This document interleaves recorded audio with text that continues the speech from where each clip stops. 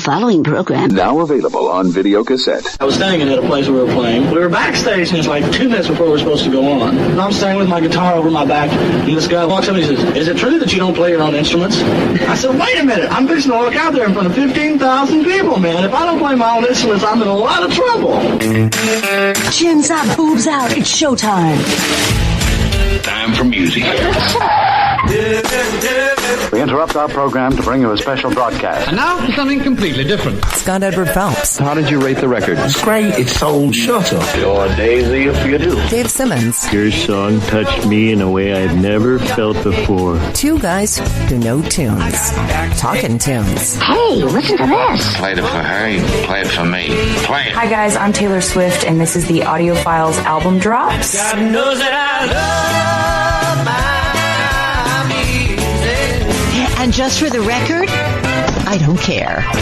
Zilch, Mr. Davalina, Mr. Bob Davalina, Mr. Davalina, Mr. Bob Davalina. Zilch, China kept calling Alameda. China kept calling Alameda. Zilch, never mind the furthermore, the plea is self-defense. Never mind the furthermore, the plea is self-defense. Never mind the furthermore, the plea is self-defense. It is of my opinion that the people are intending. It is of my opinion that the people are intending. It is of my opinion that the people are intending. It is of my opinion that the people are intending. It is of my opinion that the people are. It is of my opinion that it is of my people that the Tim. It is my opinion that the people are intending. It is my opinion that the people are intending. Never mind the furthermore, the plea is self-defense. Never mind the furthermore, the plea is self-defense. Never mind the furthermore, the plea is self-defense. Never mind the furthermore, the plea is self-defense. Never mind the furthermore, the plea is self-defense. Never mind the furthermore, the plea is self-defense.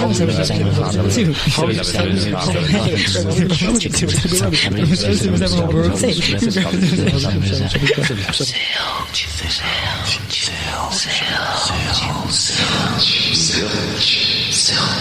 Well, if that little modest piece of Jabberwocky doesn't ring a bell for you, it's a safe bet that when it comes to one of pop music's most successful albums, you don't know zilch. And no, the B-side of the record wasn't titled Squat or even Jack Shit. No shit, Sherlock. I'm Scott Edward Phelps. And I'm Dave Simmons. That was a hell of a segue, too. Yes, just ahead, some songs and their stories from that groundbreaking sales record-breaking album as we take a listen to the Monkees' watershed release, Headquarters, on this edition of The Audiophiles Album Drops. More Monkees, the most and great monkeys. Momentito. First up, speaking of Mr. McCartney, he looms large in the legend of a pop hitmaker, to whom this week we say so long. So long, farewell, I'll be here, say goodnight. Sweet Tuesday morning came a new smile. Love is the answer you gave me. I've been to places all around, astound me. It's the first time I felt it for years.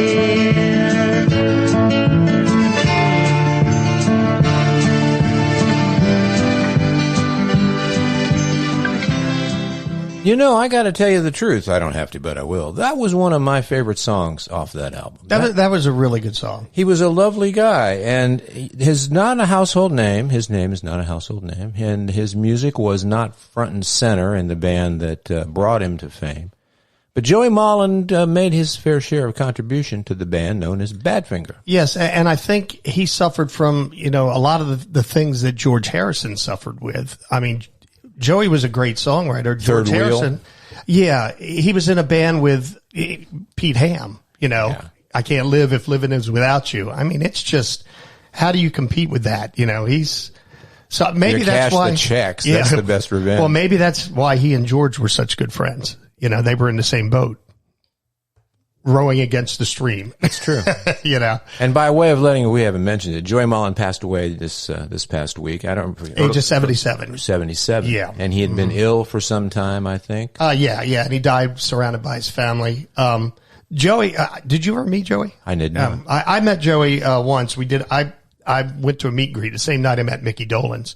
And, Julie loved Joey. He was her favorite. When you told me this story the other day, and I remember saying, well, I can imagine I was making fun and poking fun at you when I said, well, Joey was that cute English guy, and not thinking how many ever years ago you saw him and her, but then the cute guy I'm thinking of was 1968. Yeah. He was 80 years or almost 80 years old. She said he was such a sweet. I just shook his hand and said, nice to meet you and everything. And sure.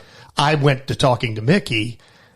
Julie sat and talked to Joey Mullen most of the time that we were standing there, 15 minutes or so that we were standing there.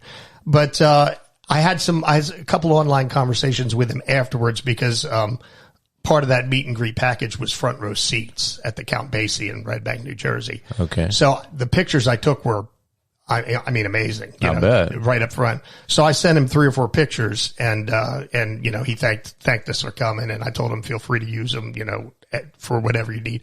He never used any of the ones I took, but they were actually pretty good pictures. I posted one the day he died. Yeah. But, he was a gentle man, a great musician, and a very good songwriter. And another one bites the dust, and I only say that because I'm in that line myself, and I'm like, they're getting to be more. In fact, this guy is younger than, he's 77. I'm not quite. And he's the last surviving member. That's what I'm talking about. So Badfinger has officially left the building. Well, God bless Jeff. Jeff, who's that? Badfinger. I'll be all right. All right. Meanwhile, back at the Monkees. Thank you, Joe. I just said that. That's Joe. That's our new guy. That's Sleepy Joe. Before we get into the album, let me lay the landscape. Lay the landscape. At that time. And now it's time for Dave Lays the Landscape. The Monkees had put out 2 very successful albums. The Monkees and More of the Monkees. And they were clever titles. And they were under the direction of Don Kirshner. Yeah, everybody remembers him for what was like. I'm Don Kirshner and Rock Concert. Yeah. So, but at that time, Mickey and Mike, not Mickey and Mike and Peter were the 2 musicians. Mickey and Davey were the actors. Mickey and Mike were kind of becoming increasingly frustrated by the limited creative input they were allowed or given to by Don Kirshner. So they had their quote unquote, they call it the Palace Revolt, where basically they had the meeting in the hotel room and, right. Mike Nesmith punched a hole in the wall and everything. So Mickey kind of calmed everybody down. They cut a deal where they were going to release one of the songs that you picked, I won't say to spoil the rest of the show, as their next single. Oh, we'll spoil the rest of the show all by ourselves. I don't need all right, a little bit me, a little bit you. But, and then, they were going to release one of the songs that at that time they had started recording as a band. Right. They were going to release, The Girl I Knew Somewhere, which was a Mike Nesmith tune. Right. So they came to an agreement. Don Kirshner went right ahead and released A Little Bit Me, A Little Bit You, and one of the old songs that they had in the can from the first Monkees album. Right. And that got him fired. The studio fired him and good. actually sided with the artist, which is rare. So that's basically the landscape when they went in to start recording the rest of this album. And what they were subjected to, and it's, again, it's making records. It's not working in the hot sun digging ditches, but at the same time, there's a matter of integrity and there's a matter of, right. If the story sounds familiar, you could kind of make the case that it was a little different version of the Colonel Tom Elvis situation, except that the Monkees had no raft with which to work. But it was the same kind of thing. These guys wanted to express themselves with their music. They were pretty good at it, but they were already typed as, come on. Don Kirshner saw them as, in his brain, it was a TV show. It was a sitcom. Right. And the music was incidental or supplemental to that whole thing. And he told, Don Kirshner basically told Mike Nesmith wrote a song for the Monkees, which became one of their most popular songs. That's not a Monkee. Papa Jean's Blues. And he goes, that's not a Monkee song. And Mike Nesmith said, but I'm the Monkees. I'm a fucking monkey. What are you talking about? So yeah, that time was really interesting for them. I'll bet. So the landmark album, May 26th, 1967, the album that was considered the landmark pop music album was released. That's Sgt. Pepper's Lonely Hearts Club Band, by that band from Liverpool you might have heard of. But 4 days earlier than that, May 22nd, 1967, another album was released, and it spent 11 weeks at number 2. Behind the Beatles. Now, that's not too shabby for a band that was invented initially for the purposes of the TV sitcom about, wait for it, a pop music band, but the album, as we're talking about this week, Headquarters by the Monkees. It was the third Monkees album, and the album considered landmark for sales and for the evolution of 4 sitcom stars, the revolution of 4 sitcom stars into full-fledged album-making recording artists. Album drops. 1, playing. It was the first time in the Monkee history that we, the four of us, had been allowed to even have anything to say about who was going to write the songs and how they were going to be recorded and what songs would be in the album. That was the first time we'd fought for it, and Mike Nesmith had fought for the right to do that, and that was one of the first times, so that there was also this feeling that we actually had something to say about whether this song was going to be recorded or not. And the album was really something. I was there. I was at the ripe old age of 13 or 14 at the time, and we knew the difference between the songs that were coming from, I don't want to say legitimate songwriters. That's not fair to Tommy Boyce and Bobby Hart and the other writers who created the early Monkee stuff. But it was obviously more personal. Right. Well, yeah, they were brill building pop hit writers. Right. You know, they wrote Sugar Sugar. They wrote all these hits for every artist around the globe. And you know, when you're an artist and you have something to say and they're slapping the gag on you, it's really frustrating. Really I'm an artiste. Yes. I must express myself. Mm-hmm. All right. Each and every time we do the album drops, what we do is we take 5 or 6 songs from the albums that we're talking about, and we select and we share and we talk about it. And then Dave, each and I pick a favorite from the album. As far as the first one is concerned, well, Dave and I are of like minds, turns out, because the first track that we really like is the first track on the album. Not just in a small way, by the way, because of how the boys in the recording do a time-honored tradition of counting it off. Remember, I saw her standing there. 1, 2, 3, 4. Well, the Monkees do this one in their own unique Monkee style.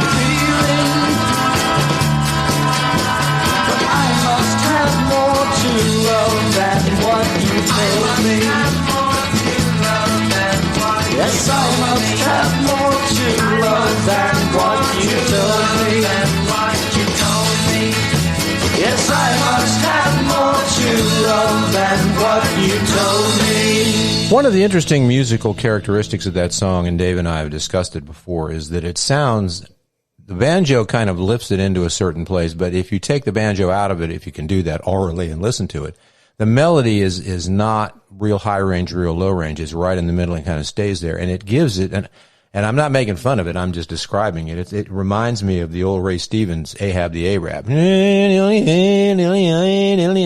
And that's fine. It works in the context. But that just goes to show you that they were being, in 1967 was the time of the sitar's arrival, Sgt. Pepper's, George Harrison's Eastern fascination with music. And the addition of the banjo. Yeah, and Peter was, well, a multi-instrumentalist, as we were discussing. He got that gig, which...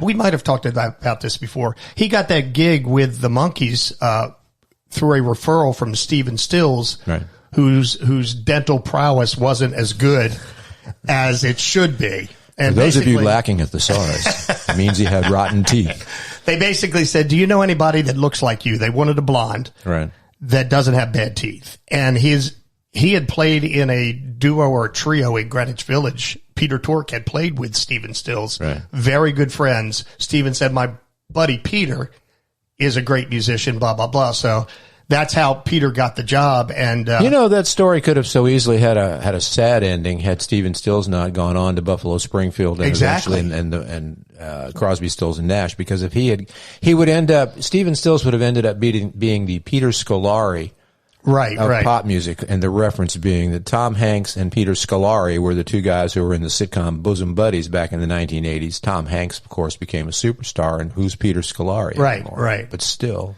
So Stills did okay. Yeah, that was interesting. But that song was written by Mike Nesmith, and he sang lead on it.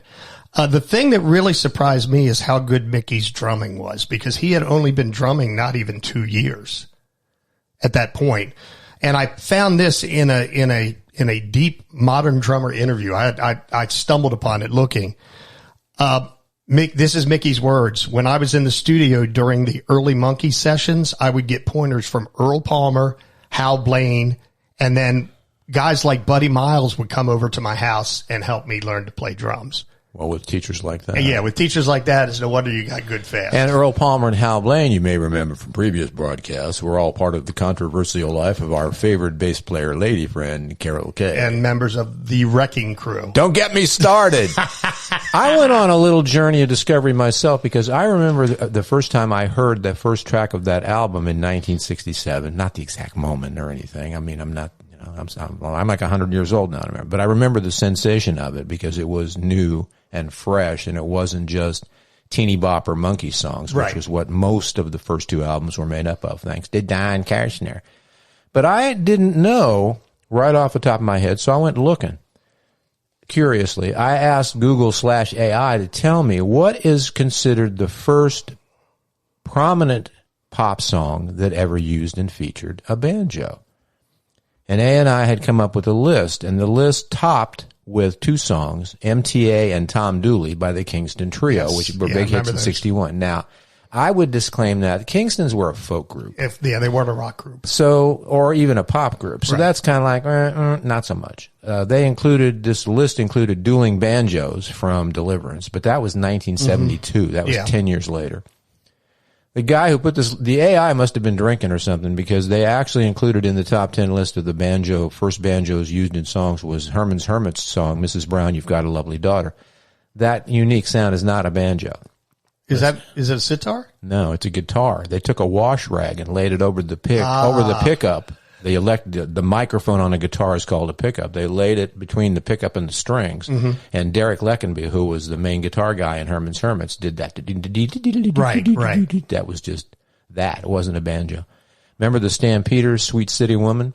Oh, yeah. That had banjo, but that was, and then the Statler Brothers was named here, Flowers on the Wall, which actually was a pop hit in 1965.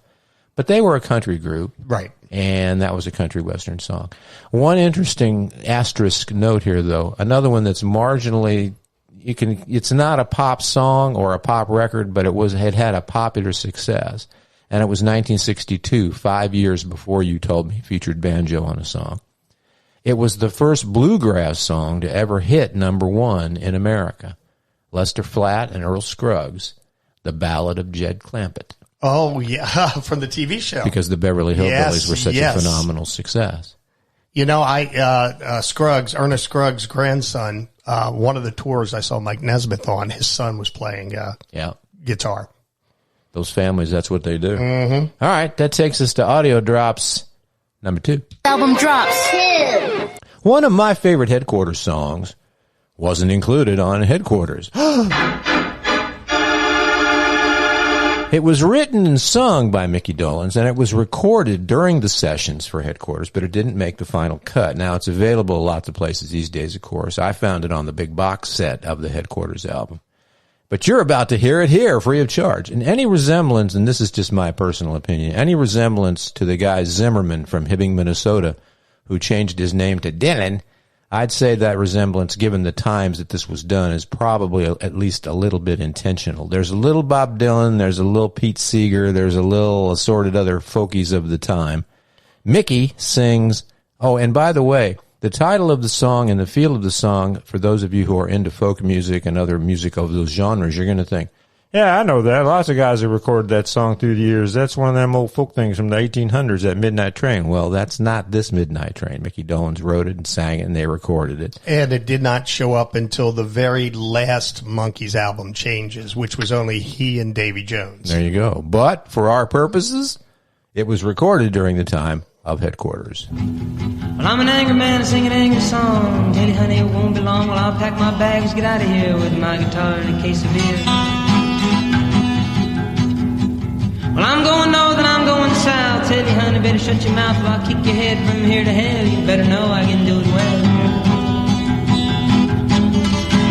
Midnight train, rambling, rambling all night long. I'm gambling, losing all my money, well, it really ain't money, hon. Midnight train, rambling, rambling all night long. I'm gambling, tell you what, baby, well, better be moving on. Well, I really don't know, I'm going for sure. Ain't got a map and it ain't no tour. I'm just heading out for the open sky. Who knows, I might even die. Well, don't you worry your pretty little head. I never give a damn what I did or said. That's why I'm packing and leave this place. Can't stand look at your cheating face.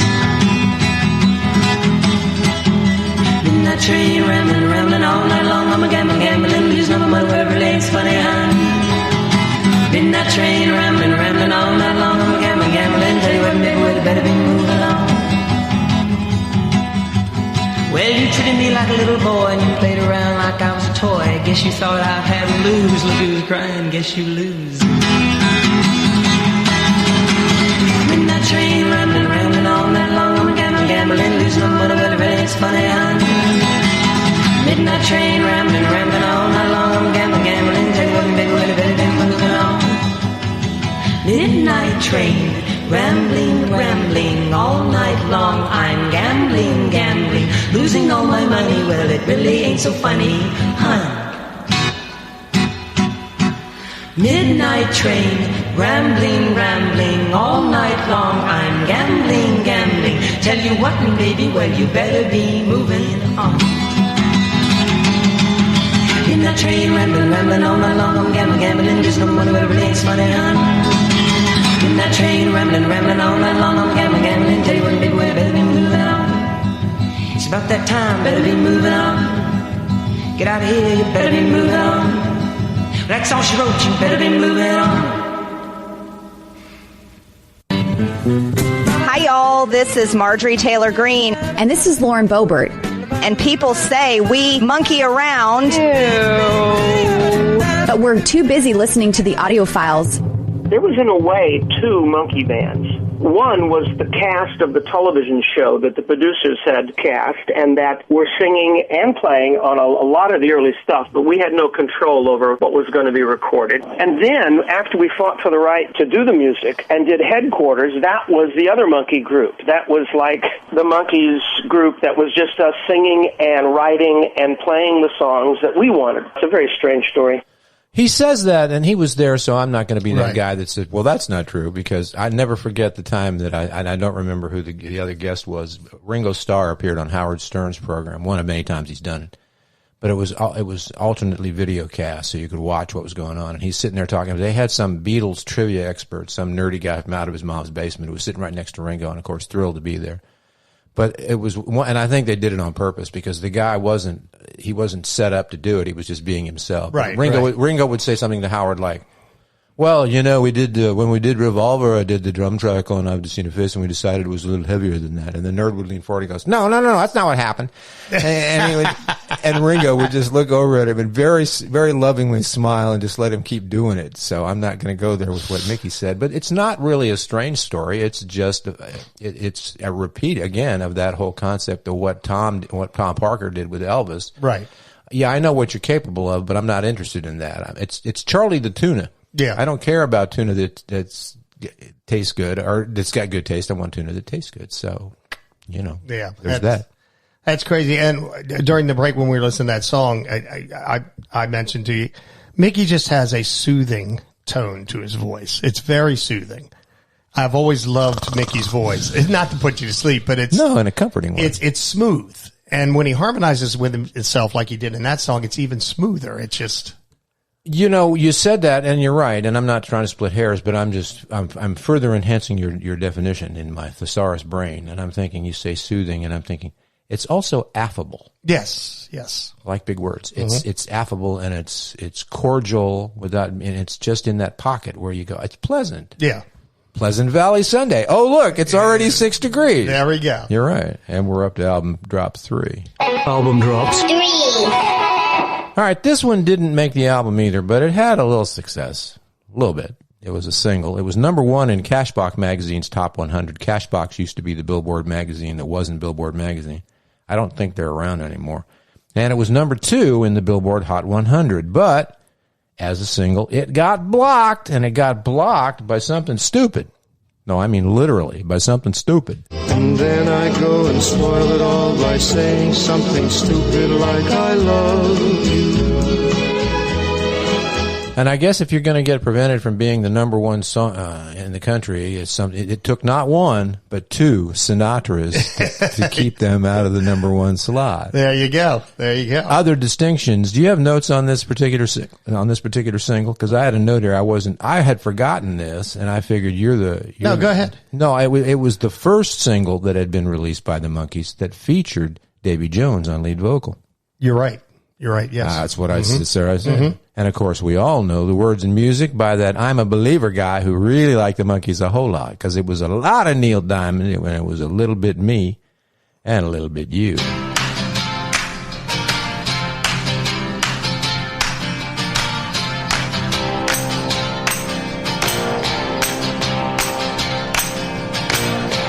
Walk out, Bill, don't you walk out, we got things to say. Talk out, let's have it talked out and things will be okay. Girl, I don't wanna fight, I'm a little bit wrong, you're a little bit right. I say girl, you know that it's true, it's a little bit me, it's a little bit you.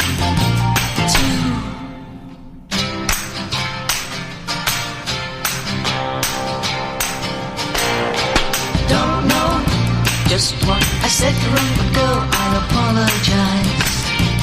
Don't go, here's where you belong, so wipe the tears from your eyes. Girl, I don't wanna fight, I'm a little bit wrong, you're a little bit right. I say girl, you know that it's true, it's a little bit me, it's a little bit of you, too.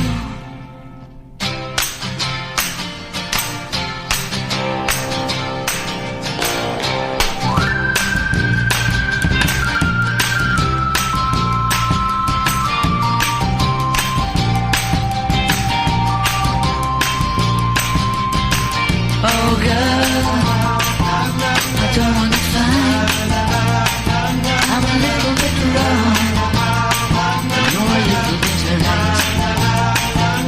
I say girl, you know that it's true, it's a little bit me, it's a little bit of you, too.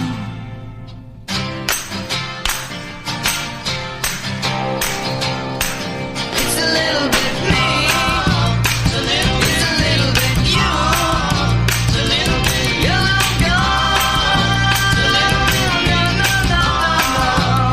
little bit you.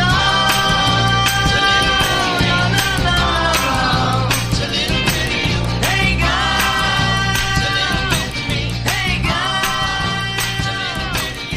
A little bit me, a little bit you, or as it's known in other parts of the country, hey girl! By the way, we've talked about Davy Jones in a different context before. He was not a musician's musician or a songwriter per se, but he was a vocalist, and he'd had some success on Broadway. And we've mentioned before in different shows, he has the distinction of having been on the Ed Sullivan Show the night the Beatles appeared for the first time in February 1964, because at that time, young Davy Jones, or David Jones as he was being cast in those days, was part of the cast of the Broadway musical Oliver. He played the character called the Artful Dodger. Artful Dodger. And so he was there. In fact, he was interviewed years later. He described the night he was there. He said he watched the Beatles' appearance on the Ed Sullivan Show from the wings of the stage where the Beatles were performing, and he was able to see the Beatles playing and all the girls in the audience screaming themselves crazy. And he said, I'd like to do some of that my own self. So he went on with that. And the reason that didn't show up on the Headquarters album, as we said before, they had cut the deal before they decided to make the album, and they had announced that that was going to be their next single. So they just released it. And back in those days, that was commonplace. Singles weren't on the albums usually. Double the sales. Double the sales.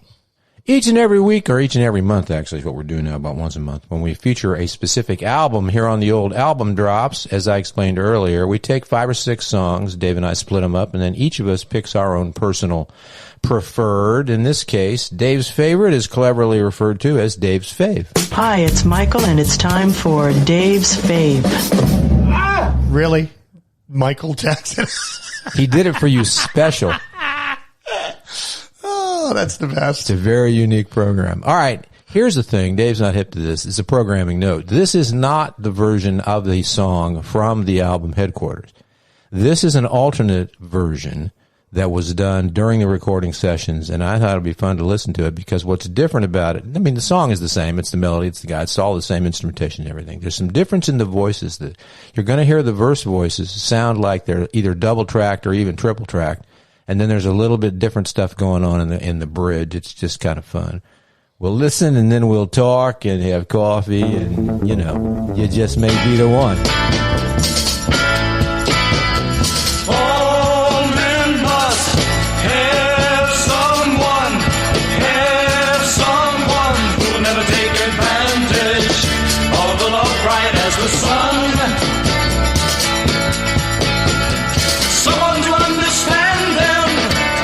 Just may be the one. All men must have someone who'll never take for granted all the pleasures and the fun. Someone to stand beside them, and you just may be the one.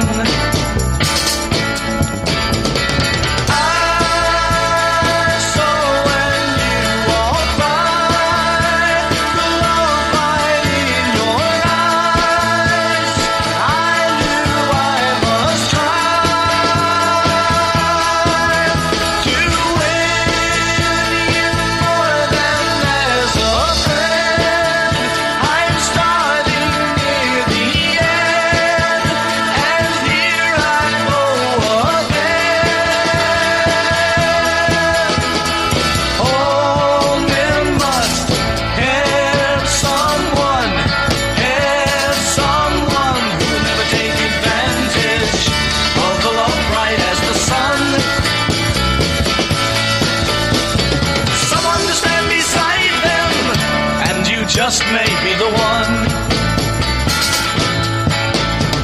Someone to understand them, and you just may be the one. Couple of notes from the... It's pretty groovy, you cats. There you go. The engineer and producer kicking in and complimenting them on Chip the work. Douglas. Chip Douglas.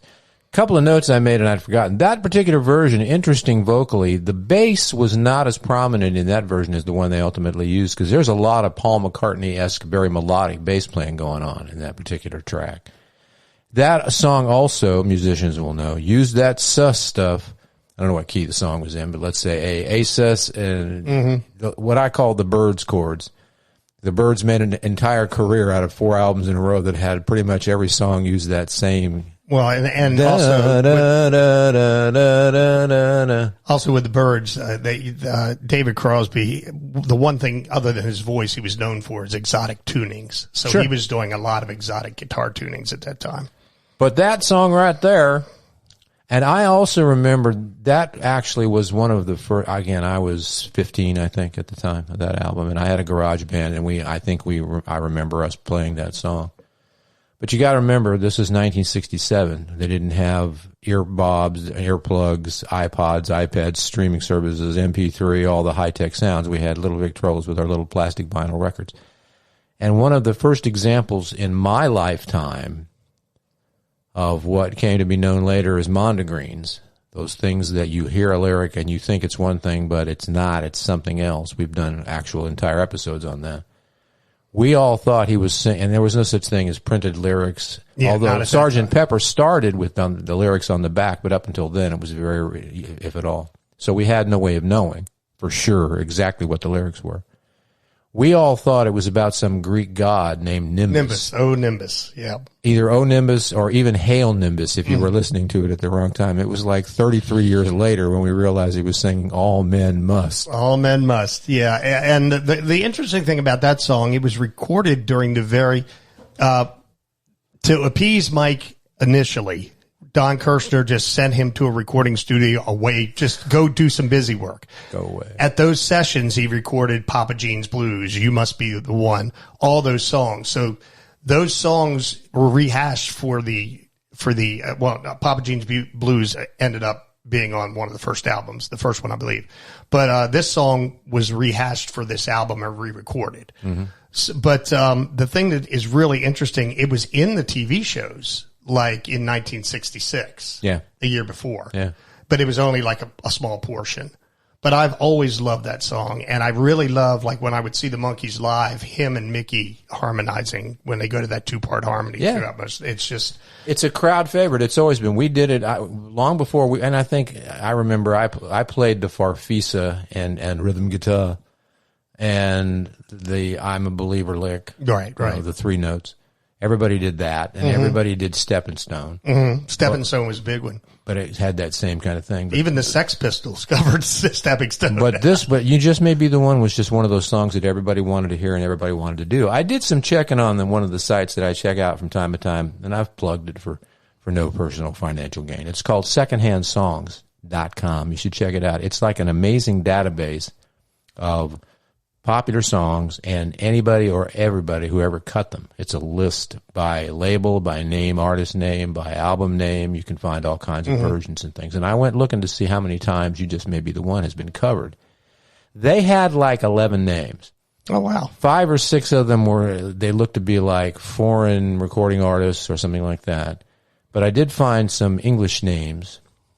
Bongwater, that was apparently a band in 1970. Peter Holsapple, or Holsapple. Bongwater. John Flywheel recorded a version of the song. And Bertling Noise Laboratories. Like, not to be confused, of course, with Dr. Hook's medicine show.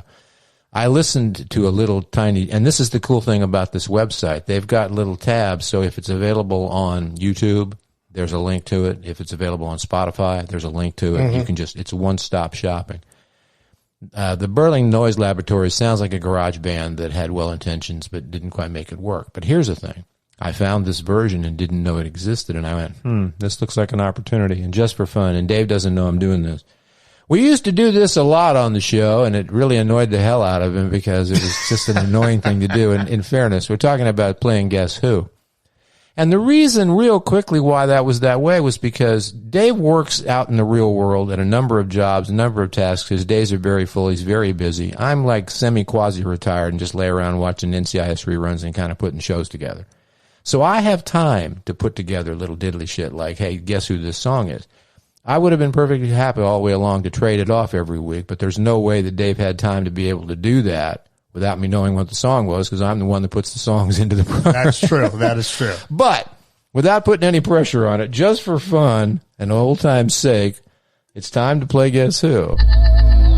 Guess who? Who are you? Who? What the hell's that? Who are those guys? Who is this? And I'm not going to give you any hint at all. I'm just going to play a little chunk of the song. It's a version of You Just May Be the One, and you get to guess who. We must have someone who would never take advantage of a love bright as the sun.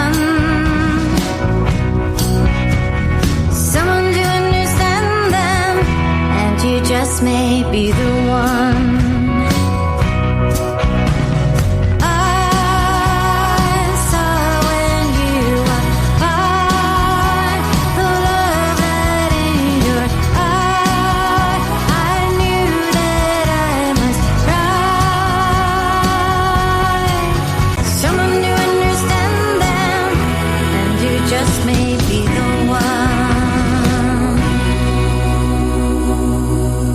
Now, like it or love it or hate it or not, I think it was kind of interesting what they did with the bridge, the little vocal run that they were doing behind the singing. Got any idea? Pedal steel guitar too. It's a really familiar sounding voice. Of course it is. This is wrong. It almost sounds like who was the real cute girl in the Bangles? Susanna Hoffs. Yeah, that's exactly who it is. Is it really? Yes. Huh? That's who it Ladies and gentlemen, Dave Schutze scores. Yes. Yeah, she did an album. Walk Like an Egyptian. Just about 5 or 6 years ago she did. And this is not a tribute album or anything. She just included the song on an album of stuff that she did about 5 years ago. Yeah, that immediately, as soon as I heard it, I was like, that sounds like her. There's a reason for that. Yeah, it is her. It's because that's who that is. Nice. All right, I got one more thing, and then we're off of this song. This version was done by a fellow who is a musician's musician, and I get to do a little baby version of 6 Degrees. I'm connected to this version, and this is how it works. A young lady who worked with me / for me when I was managing a Tower store in downtown Nashville was responsible. She was the co-manager of the Tower bookstore, which was across the parking lot on the other side over there. They had all kinds of complexes and stuff going on. She's married to a guy whose mother is married to the guy who's the musician's musician. So it's like my friend's mother-in-law, or her father-in-law, rather. And he has done a number of things. He was a member of the Desert Rose Band with Chris Hillman. He has recorded and/or toured with the Byrds, Bob Dylan, Barbra Streisand, Roy Orbison, Jerry Mathers is the Beaver. And recently, right up until the time when he's given it up, Elton John. And he was part of a 2001 album, a tribute album called Papa Nez, A Loose Salute to the Work of Michael Nesmith. And he did a heck of a job on You Just May Be the One. Give it up, cats and kitties, for John Jorgensen. Someone to stand beside them, and you just may be the one. Someone to understand them, and you just may be the one. Hey guys, it's Miley, and this is the Audiophiles Album Drops.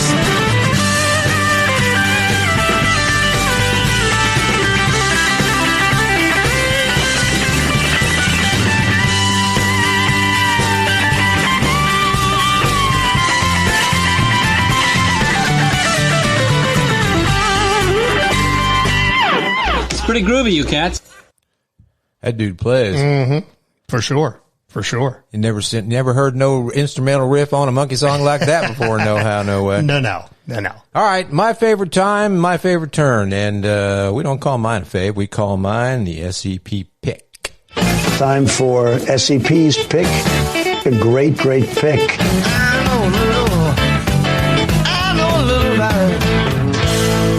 Well, actually, I know a little bit more than a little bit about it. This song is considered by some, and it's all subjective, to be one of the more creative songs written by Tommy Boyce and Bobby Hart, who wrote so many of the Monkees songs. The song is in a minor key, which was kind of an anomaly for the Monkees because most of their stuff was in major keys. Not all, but most of it. Well, most pop stuff is in major keys. Sure. And it's considered to have a folk pop melody. It is thought to have been, now this is one of those, I guess if you stretch the point, 1967. It is thought to have been influenced, or perhaps Tommy Boyce and Bobby Hart were inspired by Paul McCartney's Eleanor Rigby, which had just appeared at that time.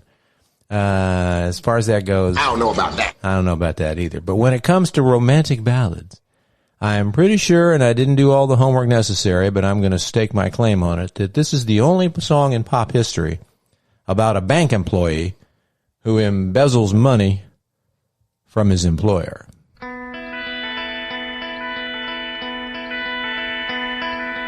Everyone in town knew Mr. Webster. He worked at the bank for 40 years. And each week Mr. Frisbee made his check out for $68 clear. And through the years he forwarded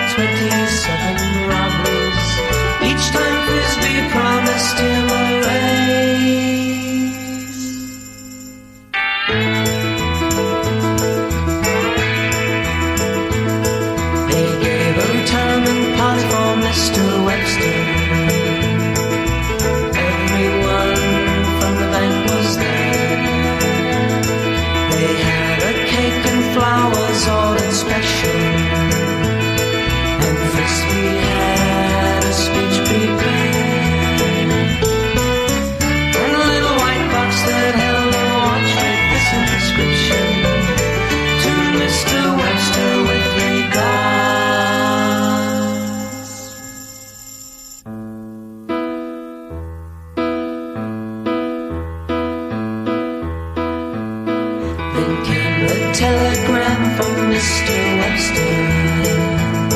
Said, sorry, stop, cannot return. I've flown away and taken all your money. Wish you were here to help me spend. And one by one, all the people left the party. And Mr. Frisbee locked the door.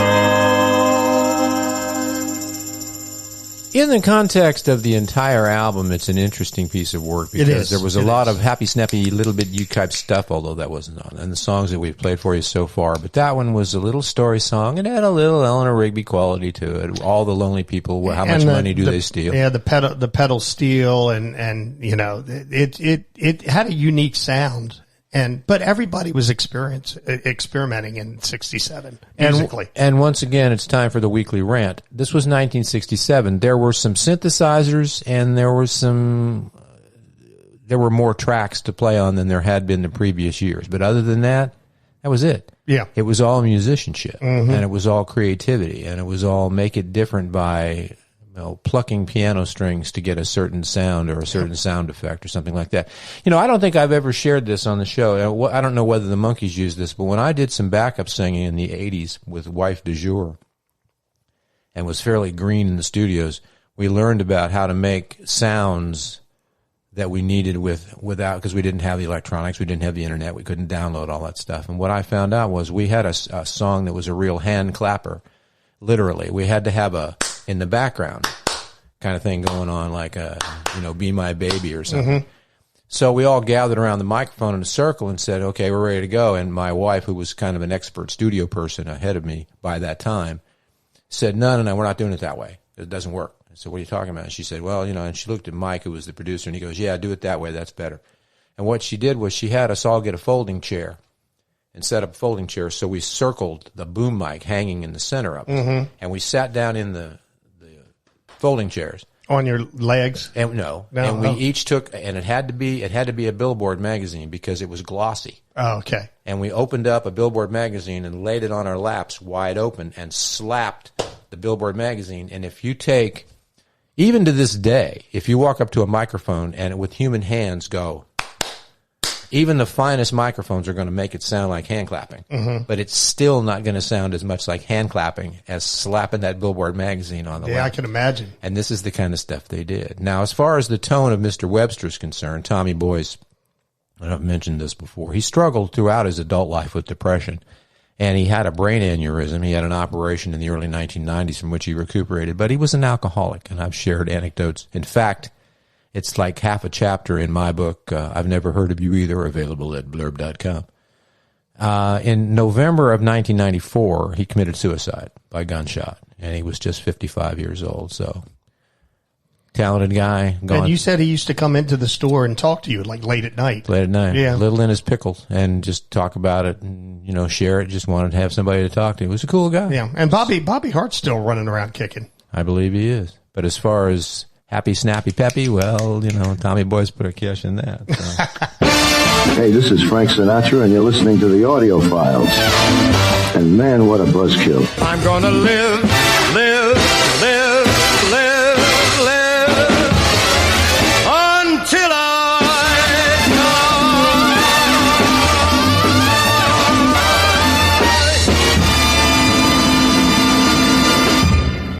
Track 6, Album Drops. Album Drops. 6. I like this. It's part of the album. There you go. I'm not personally as big a fan as Dave is, but what the hell? It's Mickey Dolenz. We'll discuss, and insights will be forthcoming.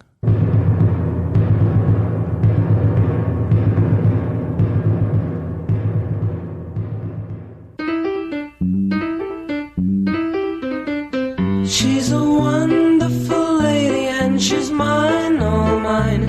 And there doesn't seem a way that she won't come and lose my mind. It's too easy humming songs to a girl in yellow dress. It's been a long time since the party and the room is in a mess. The four kings of EMI are sitting stately on the floor. There are birds out on the sidewalk and a valet at the door. He reminds me of a penguin with few and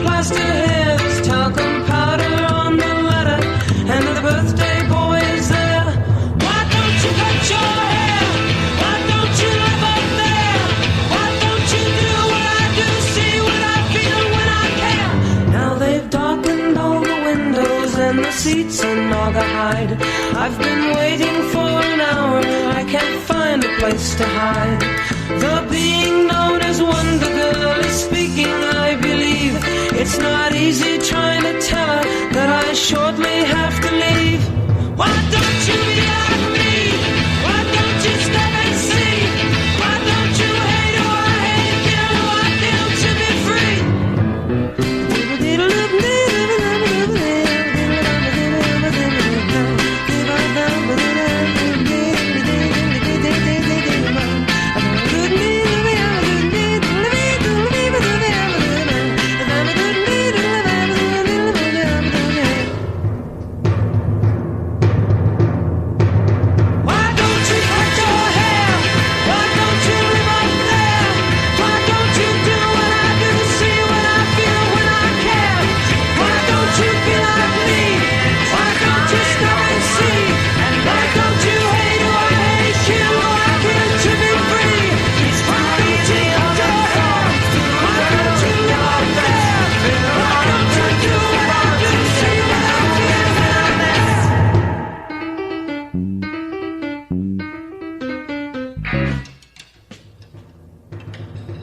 That's me playing right there at the end. Yes.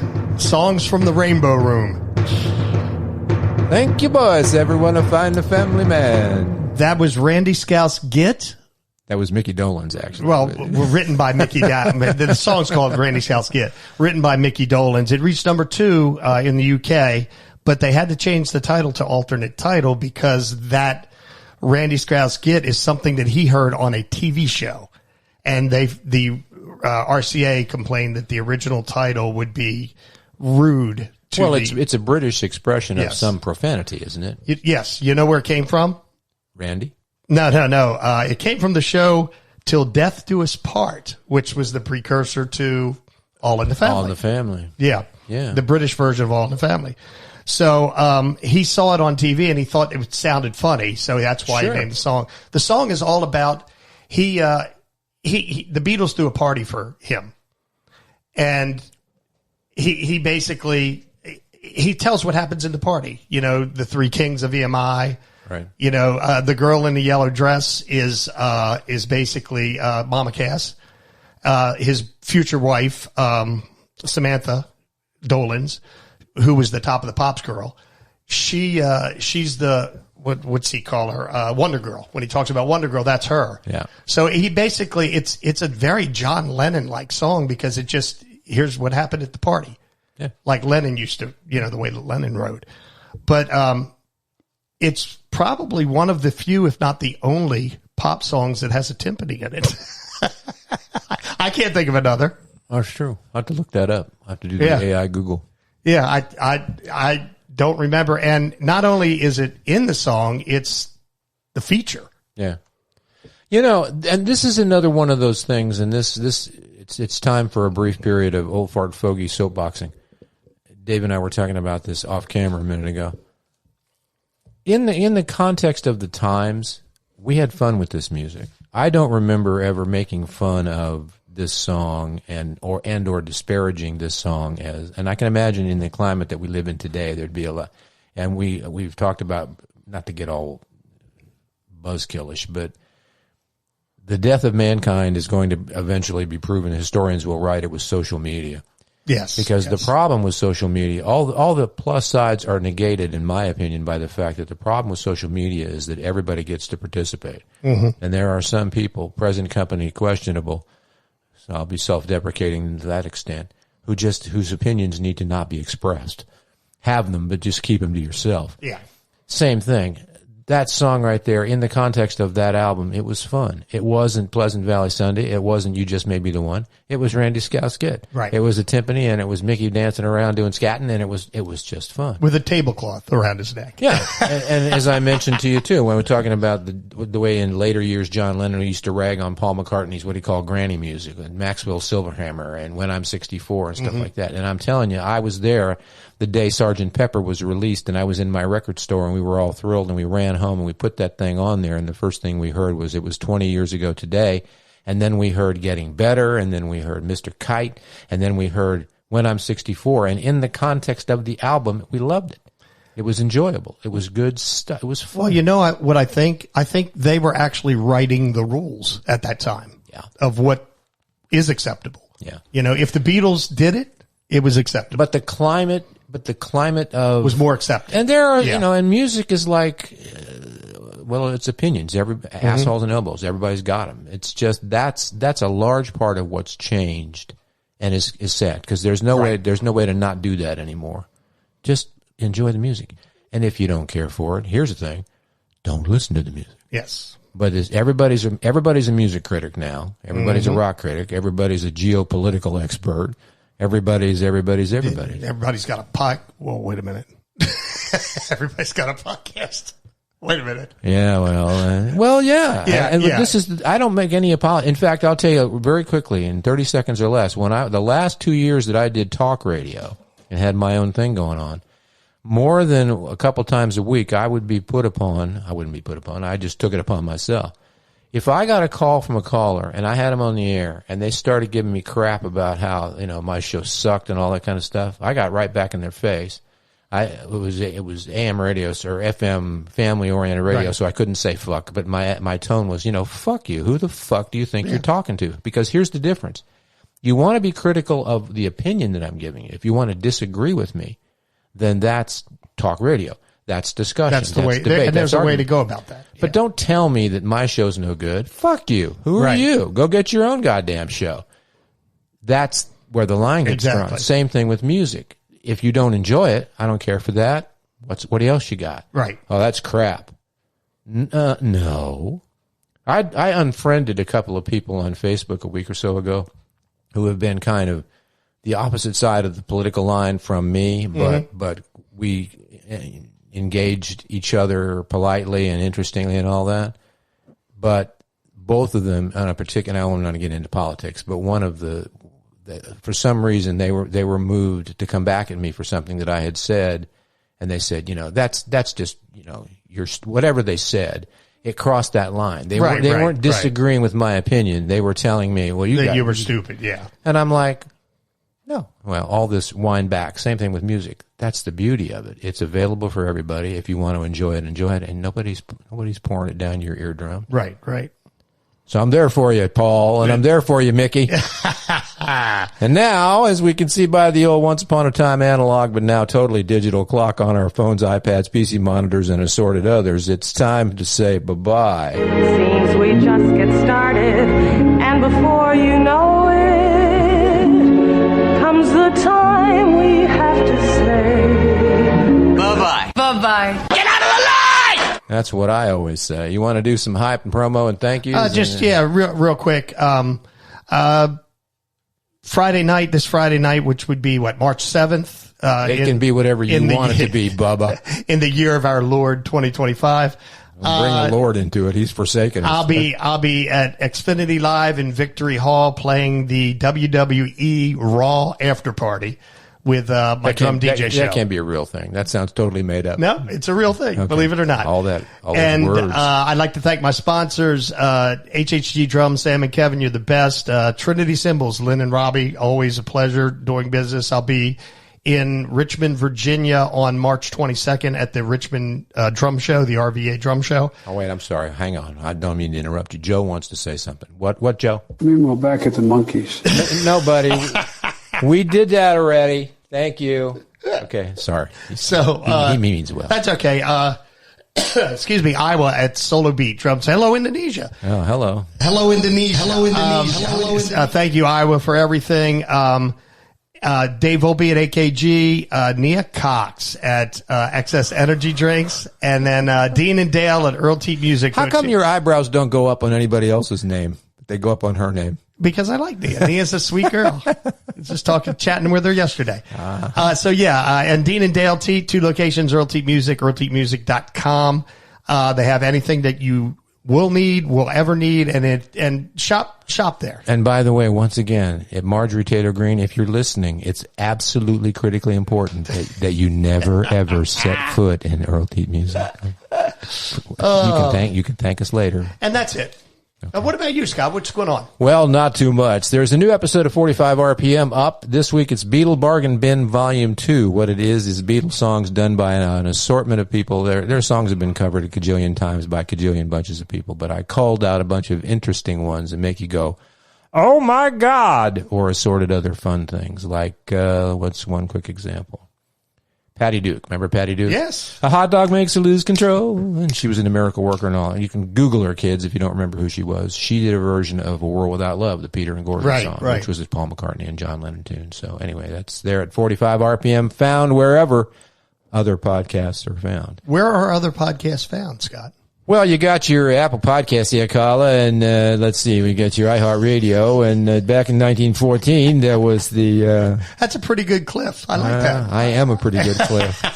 Have been for a long time. A little, you want to do a little mini hype on John's interview coming up in the near future? Yes. Well, we've got some... Speaking of Mickey... we've got some interesting stuff coming up. Next week is Tony Stutchbury. It's Burry. Not Barry, Burry. I said Burry. Okay. It was a little Barry, and I've been. It was a little Barry. It's the English pronunciation. I found myself going Stutchberry, but it's Stutchbury. Okay, yeah. So little Barry, big Barry, Burry. It doesn't matter. Tony's going to be on. He's a very nice man. He is. Tony's the man. Next week we have an interview with an Elvis expert. He's done some record production for. Some of the reissues of Elvis's music. So that's going to be really cool. Coming up in the near future, we've got John Billings coming on, who is currently Mickey Dolenz and the prior Monkees, when they were still touring as a Monkees bass player. Mm-hmm. Fascinating guy. He's played with a bunch of different artists. We're going to delve into his career and talk to him about all things Monkees, Mickey, and John. I understand he also did a version of Come Home to West Virginia. I don't think so. And I'm at liberty to tell you that we've almost 100% booked it. It's 98.7% booked it to a childhood friend of mine I've mentioned. In fact, a song that I played on the Dissection section a week or two ago called Jackie's Got a New Address. Billy McCarthy from the Pacific Northwest, who who performs and sings and dances and plays piano under the name Billy Mack, and his lovely bride they will be married 40 years in August. That's 20 less than Dolly and her husband. There you go. Were married. And Billy is married to Marilee Rush, who had the 1965 hit version of Angel in the Morning. They're going to join us for an interview as well. Which is going to be awesome. We got some interesting things coming up, some things that are stewing in the pot. Well, that we can't thank God it's been a long time since we've had anything interesting here. It's like the Ho Chi Minh Trail. That's what I'm saying. All right, take us out. Nothing particularly connected to album drops or the Beatles, the Monkees, or headquarters. I just thought I'd share some sage wisdom from one of my numerous grandpas. You know, one of the upside of coming from a broken home is that you have multiple in-laws and multiple grandpas, and if you get married yourself more than once, it's like a fucking Osmond family of different. Was this the grandpa that used to go, Scott? No, it was Scotty. So he said to me, and these are just a couple of to send you on your way with a little inspiration, a little song, a little dance, a little seltzer in your pants. He used to say, Scotty, call me Scotty. He'd say, Scotty, remember, don't drink and drive. You might hit a bump and spill some. Or, my favorite, let a smile be your umbrella, and you'll always get a mouthful of water. But there was one that was a little more obscure than that, and I enjoy that one particularly because I think about it on long summer nights when it's raining outside. And that would be, never mind the furthermore, the plea is self-defense. I'm Scott Edward Phelps. I'm Dave Simmons. And we are the Audiophiles. See the rapper, hold us over. What did you expect? No time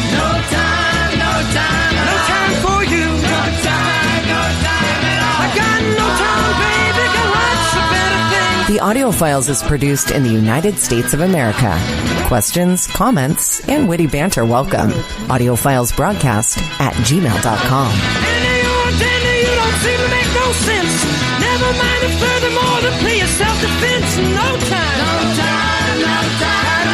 for you. No time at all. I got no time, baby. Got lots of better things to do. No time. The Audiophiles.